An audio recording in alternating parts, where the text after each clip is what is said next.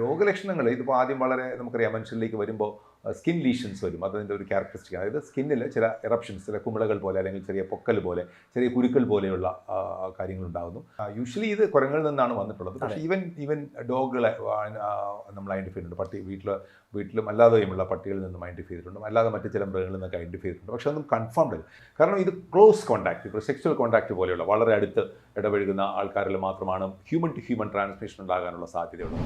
ഡോക്ടറെ, ഈ monkey pox എന്ന് പറയുന്ന ആഗോളതലത്തിൽ ലോകാരോഗ്യ സംഘടന വരെ വളരെ വലിയ ജാഗ്രതാ നിർദ്ദേശമാണ് കൊടുക്കുന്നത്. എന്താണ് ഇതിൻ്റെ പ്രശ്നം? ഈ രോഗത്തെ അത്രമാത്രം ഭയക്കേണ്ടി വരുന്ന സാഹചര്യം എന്താണ്? മങ്കി പോക്സ് ലോകാരോഗ്യ സംഘടന രണ്ടാമത്തെ തവണയാണ് ഒരു ഹെൽത്ത് എമർജൻസി, അതായത് ഒരു പാൻഡമിക് ഒന്നുമല്ല, ഹെൽത്ത് എമർജൻസി എന്ന് പറഞ്ഞു കഴിഞ്ഞാൽ എല്ലാ രാഷ്ട്രങ്ങളും ഈ ഒരു അസുഖത്തെക്കുറിച്ചുള്ള ഒരു കൂടുതൽ ശ്രദ്ധ ചെലുത്തുകയും ഒരു ഗ്ലോബൽ ആക്ടിവിറ്റി ഈ കാര്യത്തിനെതിരെ വേണമെന്നുള്ള ഒരു ഉദ്ദേശത്തോടു കൂടിയാണ് ഇങ്ങനെ ഹെൽത്ത് എമർജൻസി ഡിക്ലെയർ ചെയ്തത്. ഇപ്പോൾ കോവിഡിൻ്റെ കാര്യം നമുക്കറിയാം, നമുക്ക് ഹെൽത്ത് എമർജൻസി ആയതിനു ശേഷമാണ് ഒരു പാൻഡമിക് ആയിട്ട് ഡിക്ലെയർ ചെയ്യപ്പെട്ടത്. അതുപോലെ ഇതൊരു പാൻഡമിക് ആകില്ല, തീർച്ചയായിട്ടും ഇതൊരു പാൻഡമിക് ആകാനുള്ള സാധ്യതയില്ല. പക്ഷേ ആഫ്രിക്കയിലെ ചില രാജ്യങ്ങളിൽ നിന്നും ഇത് മറ്റ് രാജ്യങ്ങളിലേക്ക് പകരുന്നത് കൊണ്ട് മറ്റ് രാജ്യങ്ങളുടെയും ഒക്കെ ജാഗ്രത ഇത് കൂടുതൽ വ്യാപകമാകാതിരിക്കാനുള്ള ഒരു മുൻകരുതലുകൾ ആവശ്യമാണ് എന്നുള്ള രീതിയിലാണ് ഇത് പ്രഖ്യാപിക്കപ്പെട്ടുള്ളത്. പക്ഷേ ഭാരതത്തെ സംബന്ധിച്ചിടത്തോളം ചില പോക്കറ്റ്സുകളിലെ ചില കേസുകൾ നമ്മൾ ഐഡൻറ്റിഫൈ ചെയ്തിട്ടുണ്ടെങ്കിൽ പോലും അതൊരു വലിയൊരു രീതിയിലുള്ളൊരു ഔട്ട്ബ്രേക്ക് ഇതുവരെ ഉണ്ടായിട്ടില്ല എന്നുള്ളതാണ്. പക്ഷേ തീർച്ചയായിട്ടും എല്ലാ രാജ്യങ്ങളിലും ഇതൊരു ഈ പാൻഡമിക്കിനെ കുറിച്ചുള്ള ഒരു ജാഗ്രത ഉണ്ടാകുന്നത് കൂടുതൽ സ്പ്രെഡ് ഒഴിവാക്കുവാനും മരണങ്ങൾ ഒഴിവാക്കുവാനും സഹായിക്കും എന്നുള്ളതാണ്. ഈ മങ്കി പോക്സ് എന്ന് പറഞ്ഞാൽ എന്താണ്, എങ്ങനെയാണ് ഇത് പകരുന്നത്? ഈ മങ്കി പോക്സ് ആക്ച്വലി ഒരു വൈറൽ ഇൻഫെക്ഷനാണ്. അപ്പോൾ ഇത് സാധാരണഗതിയിൽ പകരുന്നത് മൃഗങ്ങളിൽ നിന്നും മനുഷ്യരിലേക്കും പകരുന്ന ഒരു രോഗമാണ്. ഹ്യൂമൻ ടു ഹ്യൂമൻ, മനുഷ്യനിൽ നിന്നും മനുഷ്യരിലേക്കും പകരാനുള്ള ഒരു സാധ്യതയുണ്ട്. അപ്പോൾ ഈ മൃഗങ്ങളുടെ സെക്രീഷൻസ് അവരുമായി അടുത്തിടപഴകുമ്പോൾ അതിനെ പരിചരിക്കുമ്പോഴും ഒക്കെയാണ് ഇത് നമ്മുടെ ശരീരത്തിനുള്ളിലേക്ക് പോകുന്നത്.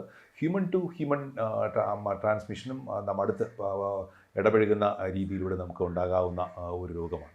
അപ്പോൾ അതും അങ്ങനെയാണ് ഇതിനകത്തൊരു സ്പ്രെഡ് പലപ്പോഴും ഉണ്ടായിട്ടുള്ളത്.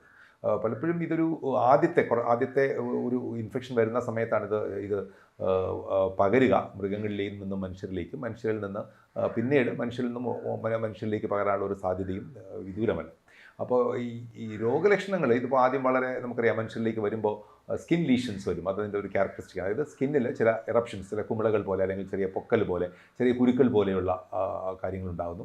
അതിനുശേഷം പനി, ശരീരവേദന, സാധാരണ വൈറൽ ഫീവറിൻ്റെ രോഗലക്ഷണങ്ങൾ, പനി, ശരീരവേദന, ഛർദ്ദിൽ, തലവേദന, അങ്ങനെയുള്ള ബുദ്ധിമുട്ടുകളുണ്ടാകുന്നു. അതാണ് പിന്നീട് കോംപ്ലിക്കേഷൻസിലേക്കൊക്കെ പോകുവാനും ഒരുപക്ഷെ മരണം സംഭവിക്കുവാനും ഒക്കെ സാധ്യതയുള്ളത്. ഇപ്പോൾ ഈ കുരങ്ങു പനി പോലെയുള്ളൊരു അസുഖമാണ്, അതല്ലെങ്കിൽ അത്തരത്തിലൊരു സ്വഭാവമാണ്, ഇത് കുരങ്ങിൽ നിന്നാണോ വരുന്നതെന്നൊക്കെയുള്ള പല ആശങ്കകളാണ്. ഇത് ഏത് മൃഗങ്ങളിൽ നിന്നും പകരാം, അങ്ങനെയാണോ ഡോക്ടർ? യൂഷ്വലി ഇത് കുരങ്ങളിൽ നിന്നാണ് വന്നിട്ടുള്ളത്. പക്ഷേ ഈവൻ ഡോഗുകളെ നമ്മൾ ഐഡൻറ്റിഫൈ ചെയ്തിട്ടുണ്ട്.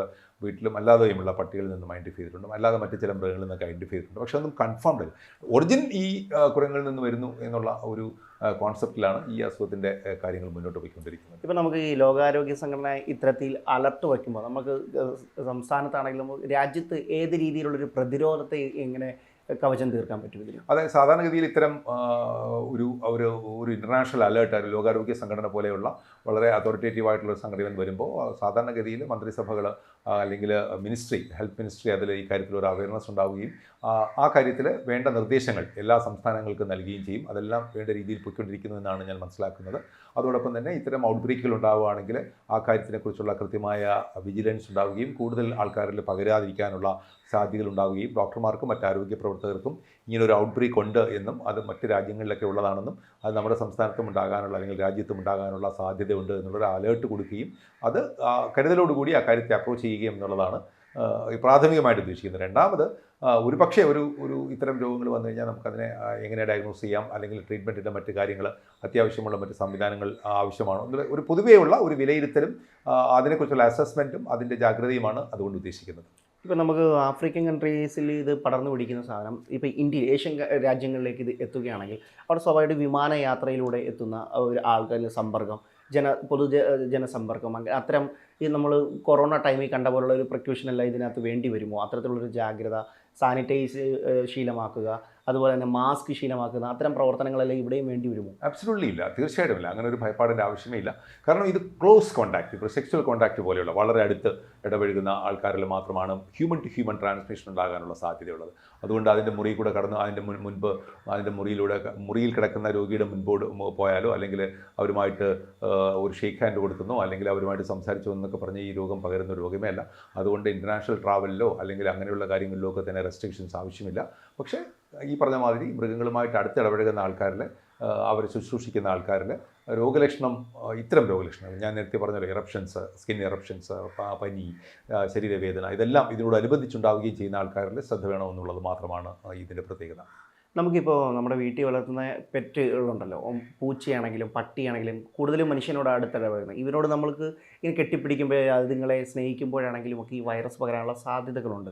അപ്പോൾ ഇതിനെന്തെങ്കിലും കുത്തിവയ്പ്പ്, രോഗാരോഗ്യ സംഘടന ഇതിനോട്ട് ഒരു വാക്സിനേഷൻ പോലുള്ള എന്തെങ്കിലും സംവിധാനങ്ങൾക്ക് തയ്യാറാകുന്നുണ്ടോ, അല്ലെങ്കിൽ അത്തരം പരിപാടികൾ ചെയ്യാൻ ഒരുക്കമാകുന്നുണ്ടോ? ഈ വാക്സിനേഷൻ നമുക്കറിയാലോ, നമുക്ക് ഇതിനെതിരെയുള്ള വാക്സിനേഷൻ എഫക്റ്റീവായിട്ടുണ്ട്. പക്ഷേ അത് നമ്മുടെ രാജ്യത്ത് ഒരു വാക്സിനേഷൻ അതിൻ്റെ ആവശ്യമുണ്ടോ എന്നുള്ള കാര്യത്തെക്കുറിച്ച് നാം ഒന്ന് പരിശോധിക്കേണ്ടതായിട്ടുണ്ട്. അപ്പോൾ ഇപ്പം സാധാരണഗതിയിൽ നമ്മൾ അഡിക്വേറ്റ് പ്രിക്കോഷൻസ് ഒക്കെ എടുത്ത് നമ്മുടെ വീട്ടിലെ വളർത്തു നായ്ക്കളാണെങ്കിലും മറ്റ് ജീവികളാണെങ്കിലും ഒക്കെ തന്നെ അതിനെ ക്ലീൻ ചെയ്യുന്നതിലോ അതിൻ്റെ മറ്റു കാര്യങ്ങളൊക്കെ നോക്കുന്നതിലോ ഒന്നും ഒരു വിഘാതവുമില്ല. ജനറലി തന്നെ നമുക്ക് ഇപ്പം മങ്കി പോക്സിൻ്റെ കാര്യം അവിടെ നിൽക്കട്ടെ, നമ്മുടെ വളർത്തു മൃഗങ്ങളെ സംരക്ഷിക്കുമ്പോൾ അതിൻ്റെ പരിചരണം നൽകുമ്പോൾ ചില കാര്യങ്ങൾ ശ്രദ്ധിക്കേണ്ടതായിട്ടുണ്ട്.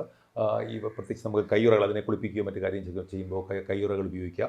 അതിൻ്റെ ക്ലെൻനെസ്, അതിൻ്റെ ഒരു നമ്മൾ മനുഷ്യരെ പോലെ തന്നെ നമ്മൾ എല്ലാ ദിവസവും കുളിച്ച് അഴുക്കെല്ലാം കളഞ്ഞ് നടക്കുന്നത് പോലെ തന്നെ അതിനും വേണ്ട പരിചരണം ആ രീതിയിൽ കൃത്യമായി നൽകുകയും മൃഗ ഡോക്ടറുടെ അല്ലെങ്കിൽ വെറ്റിനറി സർജൻ്റെ അഡ്വൈസ് ഉപയോഗിച്ചിട്ടുള്ള വാക്സിനേഷനും മറ്റു കാര്യങ്ങളും ചെയ്യുകയാണ് നമുക്ക് പ്രായോഗികമായി ചെയ്യാനുള്ളത്.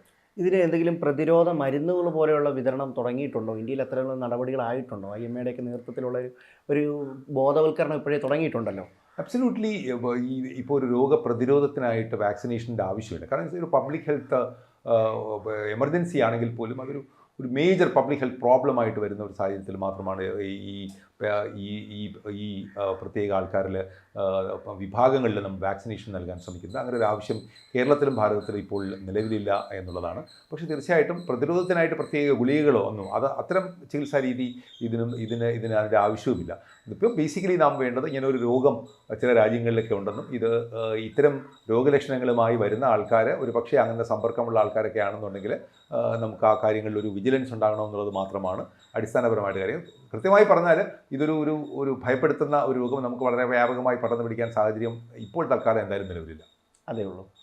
Okay, thank you. ഈ രോഗലക്ഷണങ്ങൾ ഇതിപ്പോൾ ആദ്യം വളരെ നമുക്കറിയാം, മനുഷ്യരിലേക്ക് വരുമ്പോൾ സ്കിൻ ലീഷൻസ് വരും. അതിൻ്റെ ഒരു ക്യാരക്ടറിസ്റ്റിക്, അതായത് സ്കിന്നിൽ ചില എറപ്ഷൻസ്, ചില കുമിളകൾ പോലെ അല്ലെങ്കിൽ ചെറിയ പൊക്കൽ പോലെ, ചെറിയ കുരുക്കൾ പോലെയുള്ള കാര്യങ്ങളുണ്ടാകുന്നു. യൂഷ്വലി ഇത് കുരങ്ങളിൽ നിന്നാണ് വന്നിട്ടുള്ളത്. പക്ഷേ ഈവൻ ഡോഗുകളെ നമ്മൾ ഐഡൻറ്റിഫൈ ചെയ്തിട്ടുണ്ട്. വീട്ടിലും അല്ലാതെയുമുള്ള പട്ടികളിൽ നിന്നും ഐഡൻറ്റിഫൈ ചെയ്തിട്ടുണ്ട്, അല്ലാതെ മറ്റ് ചില മൃഗങ്ങളിൽ നിന്നൊക്കെ ഐഡൻറ്റിഫൈ ചെയ്തിട്ടുണ്ട്. പക്ഷേ ഒന്നും കൺഫേംഡ് അല്ല. കാരണം ഇത് ക്ലോസ് കോൺടാക്ട്, ഇപ്പോൾ സെക്സ്വൽ കോൺടാക്ട് പോലെയുള്ള വളരെ അടുത്ത് ഇടപഴകുന്ന ആൾക്കാരിൽ മാത്രമാണ് ഹ്യൂമൻ ടു ഹ്യൂമൻ ട്രാൻസ്മിഷൻ ഉണ്ടാകാനുള്ള സാധ്യതയുള്ളത്.